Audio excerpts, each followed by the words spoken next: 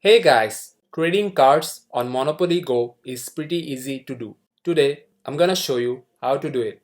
First of all, you need to open the Monopoly Go app on your mobile device. Wait till your game loads up. Make sure that you are logged in to your account. And as you can see, I'm right now in my Monopoly Go account. Now, what you need to do is tap on the album icon from the bottom menu bar. As you can see, these are all the stickers I have in my account.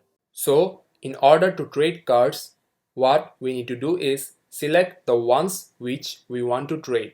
Remember that you need to have more than one card in order to send to a friend.